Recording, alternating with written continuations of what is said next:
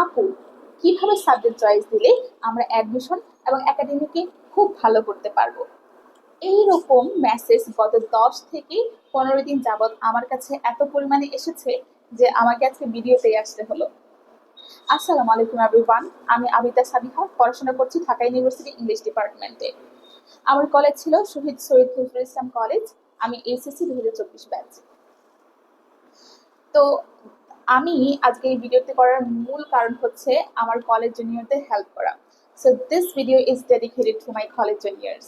আমার কলেজ জুনিয়রদের কিছু প্রশ্ন, সেটা হচ্ছে আপু কিভাবে সাবজেক্ট চয়েস দিলে ভালো হয়, কোন কোন সাবজেক্ট নিলে ভালো হয়, এবং কিভাবে এবং অ্যাডমিশন এবং একাডেমিকের সাবজেক্টগুলো রিলেট করে কিভাবে ভালো করা যায়।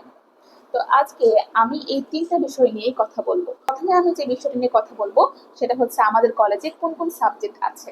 তো প্রথমেই আমি আমাদের কলেজের সাবজেক্ট নিয়ে কথা বলি। যেমন আমাদের কলেজে আছে ইতিহাস, পরিমিতি, ভূগোল, সমাজবিজ্ঞান, ইসলাম শিক্ষা, লোকসঙ্গীত। আর কোন কোন সাবজেক্ট কিভাবে নেওয়া উচিত এখন আমি এই সম্পর্কে কথা বলবো। যেমন আমরা যদি ফোর্থ সাবজেক্ট নিয়ে প্রথমে কথা বলি, তাহলে ফোর্থ সাবজেক্টে কথা বলতে হলে আমাদের একটা বিষয় মাথায় রাখতে হবে, সেটা হচ্ছে যে কোন সাবজেক্টটাতে বেশি মার্ক ক্যারি করা যায়। কারণ আমরা অনেকেই জানি কোনোভাবে যদি আমাদের 3টা সাবজেক্টের কোনো একটা সাবজেক্টে মার্ক একটু কম আসে, কিন্তু ফোর্থ সাবজেক্টে যদি আমরা ভালো করতে পারি, আমাদের কিন্তু একটা ভালো মার্ক ক্যারি করার সুযোগ থাকে এবং এই প্লাসটাও আমরা ভালো হয়ে পেতে পারি। তো এদিক থেকে আমি বলবো ফোর্থ সাবজেক্ট দিতে হলে তোমার যে বিষয়গুলো জানতে হবে সেটা হচ্ছে কোন সাবজেক্ট কিভাবে বেশি মার্ক ক্যারি করা যায়। প্রথমে আসি ভূগোল নিয়ে কথা বলতে। তো ভূগোল ভূগোল এমন একটা সাবজেক্ট যেখানে তুমি অনায়াসে 50 মার্ক ক্যারি করতে পারবে।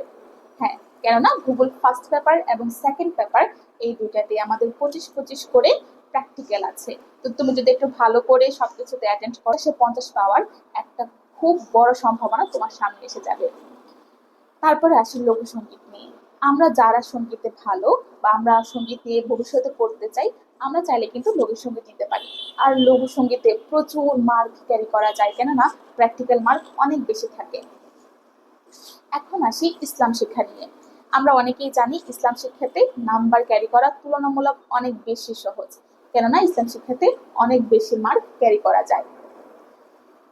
তো আমরা চাইলে এই 3টা সাবজেক্টকে ফোর্থ সাবজেক্ট হিসেবে নিতে পারি। আবার আমরা অনেকে চাইলে হিস্ট্রি, সিভিক্স, তারপর হচ্ছে ইকোনমিক্স এগুলোকে নিতে পারি। আমরা আসি যে 3টা সাবজেক্ট আমরা কি কি নিতে পারি।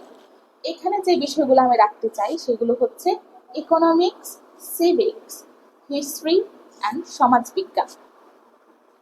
তো এই 4টা সাবজেক্ট থেকে কোন কোন সাবজেক্ট নিলে ভালো হবে সেটা আমি বলছি। যেমন যদি আমরা প্রথমে আসি ইকোনমিক্স নিয়ে, তো এখানে কিছু সিক্রেট বিষয় আছে যেটা আমরা অনেকেই এইচএসসি লেভেলে জানি না। আমার মনে হয় এটা সবারই জানা উচিত, কেননা এইচএসসি লাইফের অনেক ডিসিশন আমাদের অ্যাডমিশনের উপর প্রভাব ফেলতে পারে। তো ইকোনমিক্স এমন একটা যেটা না নিলে তুমি কিছু কিছু বিশ্ববিদ্যালয়ের কিছু কিছু ইউনিট থেকে রিজেক্ট হতে পারো।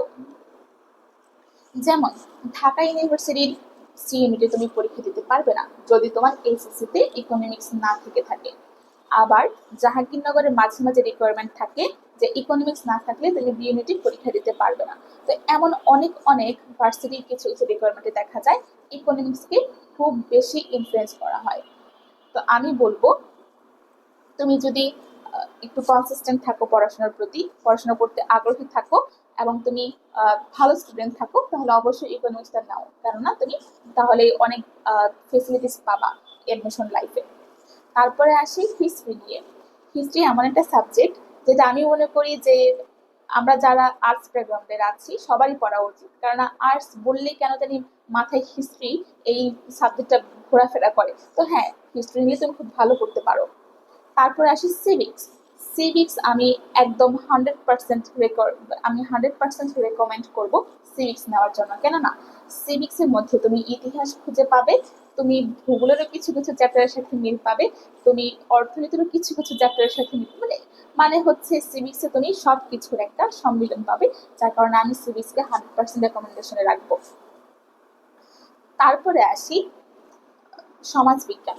সমাজবিজ্ঞান এমন একটা সাবজেক্ট যেখানে তুমি পরিমিতির কিছু কিছু অধ্যায়ের সাথে মিল পাবে, তুমি ইতিহাসের অধ্যায়ের সাথে মিল পাবে, তুমি ভূগোলের অধ্যায়ের সাথে কিভাবে মানে রিলেট করে পড়তে পারবে। সমাজবিজ্ঞানও খুব ইন্টারেস্টিং একটা সাবজেক্ট। এখন আসি যে অ্যাডমিশনে কোন কোন সাবজেক্টগুলি আমাদের বেশি দরকার হয়।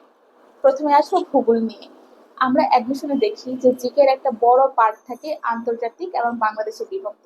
তো আন্তর্জাতিক পার্ট বোঝার জন্য এবং বাংলাদেশ পার্ট বোঝার জন্য অবশ্যই মানচিত্র সম্পর্কে খুব ভালো জ্ঞান রাখা উচিত।